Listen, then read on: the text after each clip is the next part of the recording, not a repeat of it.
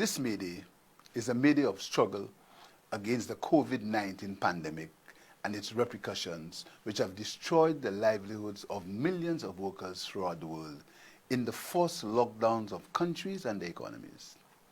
It's the struggle for the thousands of displaced workers here in St. Lucia, the majority in the tourism sector, many of them young persons, who now have to find the means to sustain themselves in the uncertain months ahead.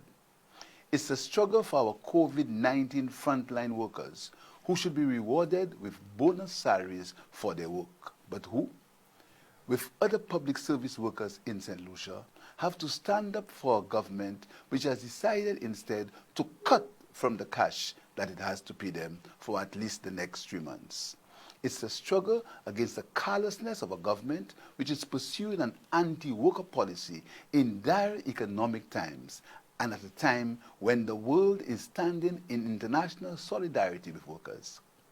It's a struggle against a government which does not seem to understand that this policy is counterproductive, since by reducing the disposable income it has to pay to its public servants, it will be reducing the amount of money circulating in the economy and will push the economy into further recession and cause more hardship to other businesses on the island.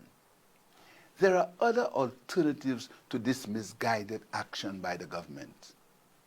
In presenting my economic recovery and stimulus proposals last month, I recommended the following in respect to the payment of public servant salaries for the 3 months April to June, and I quote, "The salaries for public servants should be financed by the issuing of new public debt or from existing surpluses.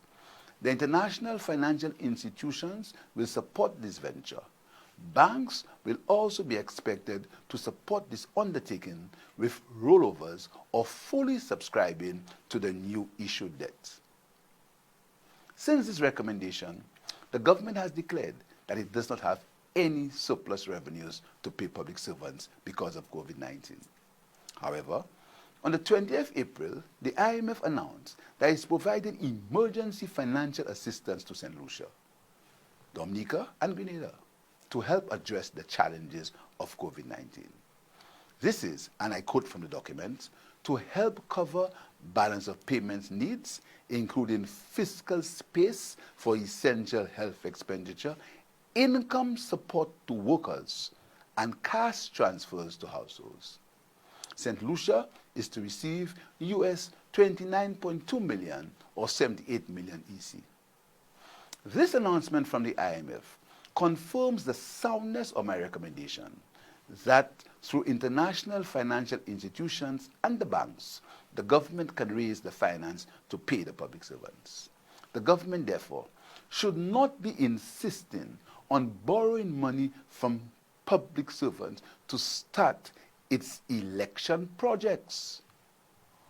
When the government gives bonds to the public servants for their salaries, instead of paying them in cash, the government is not complying with the spirit in which the IMF financial assistance was granted.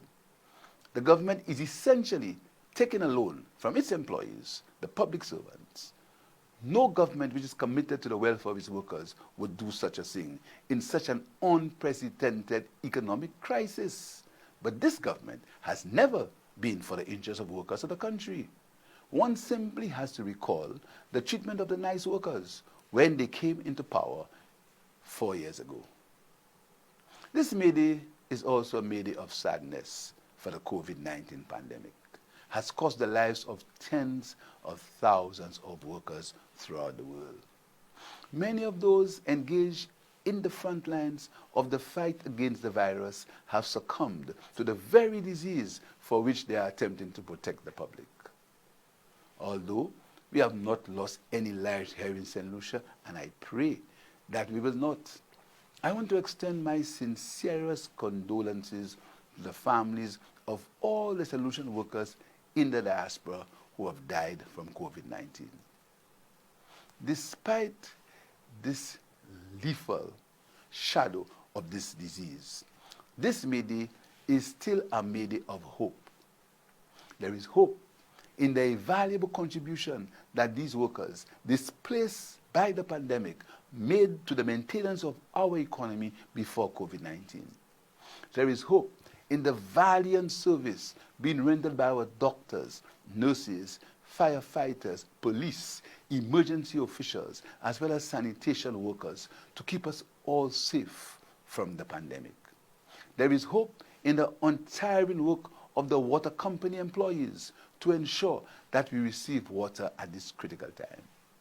There is hope in the hours of pressure and endurance patiently sustained by gas station attendants and supermarket workers as they strive to facilitate the crush of hundreds during the lockdown.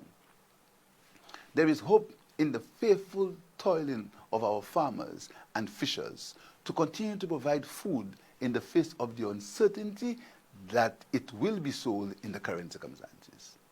There is hope in the enterprise shown by those who have devised new services to deliver goods to us to enable us to stay safely at our homes.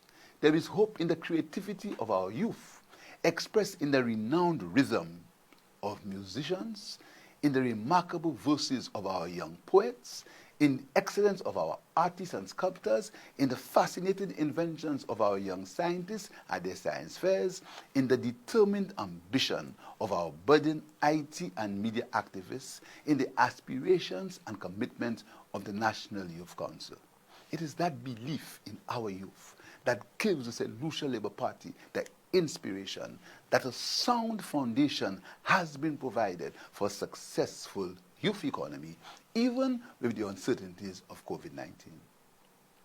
There is hope in the quiet professionalism of our teachers who are resourcefully responding to the sudden challenge of the introduction of e-education to our children in this term. There is hope in the selfless efforts of those trying to feed and house the homeless as the rest of the nation remains in their homes to avoid contracting the virus. There is hope in the universal recognition of the importance and value of all these workers to the smooth functioning of our societies. There is hope in the worldwide acceptance that it is these workers and not politicians who are the real heroes. To all of them, I say a big thank you from the bottom of my heart and the bosom of my party. I want to thank you and congratulate you for what you have been and are accomplishing for us, for what you are giving to us, and for what you are teaching us. I want to take this opportunity to extend special congratulations to the medical and other personnel of the OKEU Hospital for their smooth and extremely efficient transition from Victoria Hospital to the new OKEU Hospital in record time last month. In your clinical execution of this transition, you demonstrated that St. Lucians are quite capable of managing the delivery of our health care, and you vindicated the position of the St. Lucia Labour Party that the hospital should not be placed in foreign hands. In your display of excellence, you also proved that St. Lucians can rise to the challenge of a crisis and that St. Lucian workers deserve to be celebrated. As destructive as the pandemic is, I want to urge my fellow St. Lucians to consider the fact that the virus, according to the science, is more lethal to people with pre-existing conditions like diabetes and high blood pressure. This is the time to consider changing our eating habits and commence a regular exercise routine so as to reduce our chances of exposure to these non-communicable diseases. As we extol the achievements of our workers, as we extend our commiserations at their losses, we also wish to reiterate our commitment to the workers of St. Lucia on this unusual May Day. In this extraordinary environment of COVID-19, the St. Lucia Labour Party pledges that it will continue to fight for and support our workers in the struggle to survive and to reverse the economic shocks of COVID-19. It was the St. Lucia Labour Party that approved a 60% pay increase for our civil servants, doctors, nurses, daily paid workers, and other public servants, hence allowing them to enjoy an improved standard of living. It was the St. Lucia Labour Party that first enacted laws to ensure that employees were entitled to holiday with pay, protection of their wages, and the right for everyone to vote at general elections. This is why we'll be forever grateful to our first visionary leader, the Honorable George F.L. Charles. It was the St. Lucia Labour Party, under the leadership of Dr. Kenny Anthony, that improved legislation to make trade union recognition compulsory once it was the wish of the majority of workers. It was the St. Lucia Labour Party that amended the NIC legislation to ensure that contributions deducted by employers were protected by holding directors and business owners personally liable if payments were not remitted to the fund. It was the St. Lucia Labour Party that enacted St. Lucia's first labour code to ensure that workers were not unfairly dismissed without due cause. To this day, it's the St. Lucia Labour Party that insists that our young people should receive an appropriate education and workers constantly re-engineer and improve their skills so that they may be adequately prepared for the jobs in the new technologically driven economy. St. Lucia Labour Party pledges that it will continue to fight for and support our workers in the struggle to survive and to reverse the economic shock of COVID-19. As I wish all our workers well on this extraordinary May Day, I urge you to follow all the health protocols against COVID so that you can remain safe. Happy May Day to all the workers of St. Lucia. Thank you.